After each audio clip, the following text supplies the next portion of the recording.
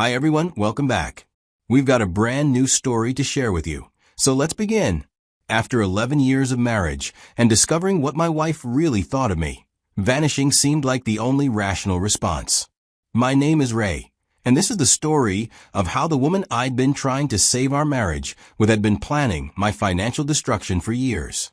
The thing about long marriages is that you start making excuses for behaviors that would alarm you in any other relationship. When Francesca started rolling her eyes more often, I told myself that's what happens after you've been together since your early 20s.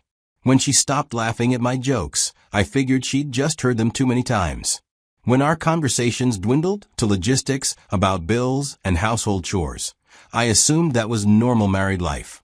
We'd met when I was 24, working my way up in insurance claims investigation, and she was 22, managing a small clothing boutique. Francesca was funny, flirtatious, and had strong opinions about everything when we connected. I was immediately attracted to her confidence and the way she could make mundane situations feel interesting. We got married the next year after dating for 8 months. Looking back, maybe that was too fast, but we were young and optimistic. The first few years were genuinely good. We rented a small apartment downtown, shared cooking duties, and spent weekends doing fun things and visiting family. We had our good days and talked constantly about our plans for the future. The problem started about 4 years into the marriage when we began trying to have children. Francesca got pregnant 3 different times, and each pregnancy ended in heartbreak. 2 early miscarriages that were devastating enough, but the stillbirth that came afterwards nearly destroyed both of us. We'd made it to 7 months, had the nursery ready, chosen names, and told both our families. Coming home to that empty room changed something fundamental in our relationship. Francesca withdrew emotionally after each loss, and I didn't know how to help her. We tried counseling briefly, but she refused to continue after a few sessions. I suggested adoption, but she wasn't ready to consider it. The topic of children became off-limits, and with it went a lot of our shared dreams about the future. We wanted to try again, but the 3rd miscarriage seemed to close some doors in Francesca permanently. She threw herself into work, taking on extra shifts and responsibilities at the department store. I had no option but to focus on my career too, eventually working mostly from home. We were successful professionally, but increasingly like strangers personally. After about 8 years of being married, our conversations had become purely functional. Francesca would come home tired from work and immediately disappear into the bedroom with her phone. I'd make dinner, eat alone while watching TV, and we'd go to bed at different times. The few times I tried to initiate physical intimacy, she'd claim exhaustion or stress. I told myself that grief affected people differently, that long marriages went through phases. What I didn't realize was that Francesca had already checked out of our marriage emotionally and was actively planning her exit strategy. While I was making excuses for her coldness and criticizing myself for not being a better husband, she was building a completely separate life that didn't include me. The changes in Francesca were gradual enough that I convinced myself they were normal. She started caring more about her appearance again, which I initially took as a positive sign. She bought new clothes, started going to the gym regularly, and began wearing makeup to work every day. When I complimented her and tried to talk to her about the change, she'd just shrug or say something about wanting to look professional. She also became increasingly critical of our living situation. We'd been leasing the same 3-bedroom townhouse, and it was perfectly adequate for 2 people. But Francesca started making comments about how embarrassing it was that we didn't own our own home, how small the kitchen was, and how outdated the appliances were. She'd point out houses for sale online and make passive-aggressive comments about couples our age who had real homes. Our social life disappeared entirely. Francesca became increasingly reluctant to socialize as a couple. She'd claim to be tired or say she didn't feel like being around people, or find some other excuse to avoid group activities. I started declining invitations rather than go places alone or deal with Francesca's mood about it. The intimacy in our marriage had been declining since the pregnancy losses, but from our 7th year, we were essentially living like polite roommates. We hadn't been intimate in a long time, barely touched each other in passing, and slept on opposite sides of our king-size bed. I tried several times to initiate romantic gestures, planning special dinners, suggesting weekend getaways, or simply trying to have meaningful conversations about our relationship. Francesca's responses to these attempts ranged from indifferent to annoyed. She'd eat the special dinners while scrolling through her phone, declined the weekend trips due to work obligations, and shut down relationship conversations by saying she was too tired to deal with heavy discussions. I began to wonder if we'd simply grown apart naturally, or if there was something fundamentally wrong with me as a husband. The phone issue was something I'd noticed, but hadn't really processed consciously. Francesca had always been somewhat protective of her phone, but it had become almost comical. She'd carry it with her to the bathroom, charge it on her side of the bed, and immediately grab it whenever it buzzed. If I were nearby when she was texting, she'd angle the screen away from me or wait until I left the room to respond to messages. When I'd ask casually who she was texting, she'd give vague answers about work colleagues or her sister. If I pressed for details about her day or mentioned that she seemed to be getting a lot of messages, she'd become defensive and accuse me of being suspicious. I'd back off because the last thing I wanted was to become the kind of husband who monitored his wife's communications. Francesca's work schedule gradually changed. She was staying late 3 or 4 nights per week. She always had some excuse. Either she was covering for someone who'd called in sick or handling some emergency with a difficult customer. She'd mention running into friends or claim traffic was terrible. There's always something. One Saturday morning, Francesca was planning to run errands. She got ready with her usual routine: shower at 9:30, coffee and toast by 10:15. She seemed more excited than usual about going out, checking her appearance multiple times in the hallway mirror, and changing her outfit twice. As she was grabbing her keys and purse around 10:30, she mentioned she might stop at a few other places and would be back in a couple of hours. It wasn't until about 11:30 a.m., when I was taking a break between responding to emails, that I noticed her phone on the side of her bed. This was really unusual for Francesca. My first thought was to drive it to her, but I had no idea which store she was planning to visit or what order she'd go in. I decided to just wait until she got home and went back to my work emails. By around 12:30, my curiosity was getting the better of me. I picked up the phone and saw that it was locked with a 4-digit passcode. I knew I probably shouldn't try to unlock it, but I tried to remember if I'd ever seen Francesca enter her passcode, and I vaguely recalled her using numbers that might be related to our anniversary. I tried the first pin on my mind, but that wasn't our exact wedding date. The screen shook and said incorrect passcode. I tried our actual wedding date. Again, incorrect. I almost gave up, but then tried the date reversed. The phone unlocked immediately. I combed through the phone, not looking for anything in particular. But I stumbled on something that left me shocked. My hands were literally shaking as I opened the Tinder app. I'd heard of it, obviously, but had never used it or seen it in action. What I found was a complete dating profile for my wife, with photos I'd never seen her take. In these pictures, Francesca looked younger, more confident, more alive than she'd appeared at home in a while. Her bio described her as recently separated and looking for genuine connections with mature men who know what they want. The profile showed that she'd been active as recently as that morning, with multiple matches and ongoing conversations. I scrolled through message after message with different men, each conversation more intimate and flirtatious than anything Francesca and I had shared in years. She was witty, engaging, and sexually provocative in these messages. Everything she hadn't been with me for as long as I could remember. One conversation stood out because of its frequency and depth. A man whose profile indicated he was a 41-year-old divorcee had been messaging Francesca almost daily for what appeared to be several months.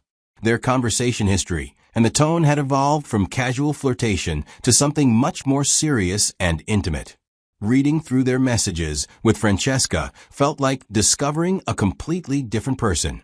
She shared details about her day, her thoughts about work, her opinions about movies and music, all the casual intimacy that had disappeared from our marriage years ago. But more disturbing were the messages where she complained about me. The guy would ask about her situation at home, and Francesca would respond with detailed criticisms of everything. She described me as boring, lazy, and completely oblivious to what I need. She made jokes about my attempts at romance, calling them pathetic and embarrassing. She shared intimate details about our dead bedroom, describing me as selfish and clueless about her needs. The most painful messages were the ones where Francesca expressed her feelings about our marriage directly. In one exchange from 2 weeks earlier, her new lover had asked why she didn't just file for divorce. Her response was, "I literally can't stand him anymore and wish I could just disappear, but I need to wait a bit longer for the financial benefits." My sister's lawyer told me that 12 to 15 years is the sweet spot for lifetime alimony eligibility. She continued, "I know it sounds calculating, but I need to protect myself financially. He makes decent money, and I've sacrificed everything for this marriage. I can't just walk away with nothing after all these years of putting up with his inadequacies." Her lover's response was encouraging and supportive. "You deserve so much better than what you're getting. I can't wait until you're free from that situation and we can be together properly." This exchange showed me that they had been meeting in person regularly. They'd been having an affair for months, with Francesca using her work emergencies and extended errands as cover for their meetings. The messages included references to hotels, restaurants, and specific dates that matched times Francesca had claimed to be working late or running errands. What really got to me was how happy and engaged Francesca seemed in these messages. This was the woman I'd fallen in love with more than a decade ago. She was still capable of being that person, just not with me. She hadn't changed or become depressed. She'd simply decided I wasn't worth the effort anymore. I spent over an hour reading through months of messages, taking screenshots of the most damning evidence. The affair was clearly documented, but more importantly for legal purposes. Francesca's own words revealed her strategy of staying in the marriage solely for financial gain, while actively despising me and planning her exit. By the time I'd finished reading through the messages, I felt completely numb. This wasn't just infidelity. It was a calculated deception that had been going on for months, while I'd been desperately trying to save our marriage. Every romantic gesture I'd attempted, every conversation about our problems, every effort to reconnect had been met with secret ridicule and contempt. I carefully returned Francesca's phone to exactly where she'd left it and tried to continue with my workday. But I couldn't concentrate when my entire marriage had just been revealed as an elaborate fraud. I kept thinking about all the signs I'd missed, all the excuses I'd made for Francesca's behavior, all the times I'd blamed myself for our problems. That afternoon, I called my brother Paul and asked if I could come. I didn't explain why, but something in my voice must have conveyed the urgency, because he immediately said yes. Paul and I had always been close, and he was one of the few people who'd occasionally mentioned that Francesca seemed different in recent years. When I arrived at Paul's house that evening, I told him everything I'd discovered. He listened without interruption as I described the dating profile, the messages with a new guy, and Francesca's strategy of staying married for financial benefits. Paul's reaction was immediate and decisive. I needed to contact a divorce attorney immediately and document everything I'd found. Paul recommended a family law attorney who'd handled his friend's complicated divorce the previous year. I called the attorney's office first thing the next day and explained my situation. He agreed to meet with me that afternoon and advised me to bring all the evidence I'd gathered. Their office was in a downtown high-rise, and meeting with him made the situation feel suddenly real and official. He reviewed the screenshots methodically, asking questions about our marriage, our assets, and our financial situation. The evidence of adultery was clear and well documented, which would significantly impact any alimony claims Francesca might make. The attorney explained that in our state, adultery was grounds for divorce and could affect spousal support decisions. Francesca's own words about staying in the marriage solely for financial gain would also work against her in court. He advised me to continue documenting any suspicious behavior while he prepared divorce papers and developed our legal strategy. Over the next 2 weeks, I lived in a strange state of suspended reality. Francesca continued her double life, apparently unaware that I knew about her new guy and her plans to leave me for alimony. She maintained her routine of late work nights and weekend errands, presumably meeting with her new guy and possibly other men from her dating apps. During this period, I started making practical preparations for the end of our marriage. Since we were renting our house and had no children, dividing our lives would be relatively straightforward. I opened a separate bank account and began quietly transferring my direct deposits there. I researched apartments and looked into storage facilities for my belongings. I also started gradually removing important items from our house to a storage unit I rented. Nothing obvious, just things that belonged to me personally. Francesca was so absorbed in her affair and work that she didn't notice anything missing. By the end of the second week, the lawyer had prepared all the necessary divorce paperwork. The documents outlined irreconcilable differences as grounds for divorce, but included all the evidence of Francesca's adultery and her documented plans to stay in the marriage for financial gain. He advised me that serving Francesca with papers at her workplace might be the cleanest approach, but I had a different idea. I wanted to control the timing and manner of revealing what I knew. Francesca had been deceiving me for months, treating me with contempt. I saw no reason to give her the courtesy of advance warning or the opportunity to prepare her own narrative about our marriage's end. A day after I got the papers, Francesca left for work at her usual time. As soon as Francesca's car was out of sight, I called in sick to work and began the final phase of my plan. I had already moved most of my important belongings to storage, so what remained was primarily furniture and household items that could be replaced. I packed a suitcase with clothes and personal items, loaded it into my car with a few remaining valuables, and prepared to leave. The signed divorce papers went on the kitchen table. I placed my house key next to the papers and wrote a brief note. I know about everything. I know about your plans to stay married for alimony. I'm done pretending to be married to you. Contact my attorney if you need anything. I managed to rent a furnished apartment across town, and everything I truly needed was either in my car or waiting for me in storage. Francesca called me at 9:23 p.m. I let it go to voicemail. She called again immediately, then again. By 11 p.m., I had 12 missed calls and several increasingly frantic voicemails. The first message was confusing. Ray, what is this? Call me back immediately. The second was anger. You can't just disappear like this. We need to talk about this like adults. The third was desperation. Please just call me back. I didn't respond to any of her calls or messages. There was nothing to explain or discuss. Francesca had made her feelings about me and our marriage crystal clear in her messages to her new man. She could work out the logistics of our divorce through her attorney. Francesca hired a divorce attorney with a reputation for aggressive representation of wives in divorces. As the divorce progressed, Sandra filed motions requesting spousal support, half of our savings accounts, half of my retirement funds, and various other claims designed to maximize Francesca's financial settlement. My attorney handled most of the court proceedings, with me appearing only when absolutely required. During these appearances, Francesca would stare at me from across the courtroom with anger. The evidence my attorney presented was overwhelming and well organized. Francesca's own words, documented in her messages with her new guy, showed clear evidence of adultery and her calculated plan to stay married solely for financial gain. Her credibility was completely destroyed when her lawyer tried to claim that Francesca had been a devoted wife who'd sacrificed her career for our marriage.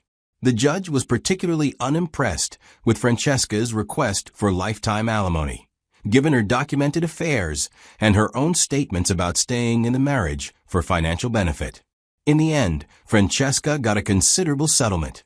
Francesca was bitter about the settlement, apparently having expected much more. According to mutual friends, she blamed me for being vindictive and cruel in the divorce proceedings. She couldn't seem to understand that her own documented behavior had determined the outcome, not any vindictiveness on my part.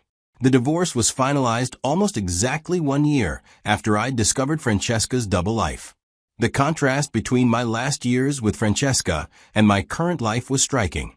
Looking back on those 11 years of marriage, I can see now that Francesca and I were probably incompatible from early on, but the pregnancy losses had accelerated our problems and given us both excuses to avoid addressing them.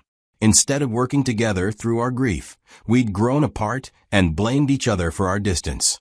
What I still find difficult to forgive is not the affair itself, but the deliberate deception about her motivations. If Francesca had wanted to leave the marriage, she could have done so honestly. If she'd fallen out of love with me, that would have been painful, but understandable. But choosing to stay married solely to maximize her financial gain while actively despising me was a level of calculating cruelty I hadn't expected from someone I'd loved for so long. The phone discovery was the wake-up call I needed to see that I'd been living in denial about the state of our marriage. Francesca's behavior toward me had been telling the story for months, but I've been making excuses and blaming myself rather than accepting that she'd simply decided I wasn't worth her effort anymore. The way I left might seem dramatic, but it felt like the most honest response to a situation built on dishonesty. Francesca had been living a double life for months, and I saw no reason to give her the opportunity to manipulate the narrative about our divorce or try to negotiate her way out of the consequences of her choices. A year later, I'm genuinely grateful that Francesca forgot her phone that morning. Without that accidental discovery, I might have spent several more years as an unwitting participant in her financial strategy, believing I was working to save a marriage while she was actively planning my destruction. Sometimes the most painful truth is also the most liberating.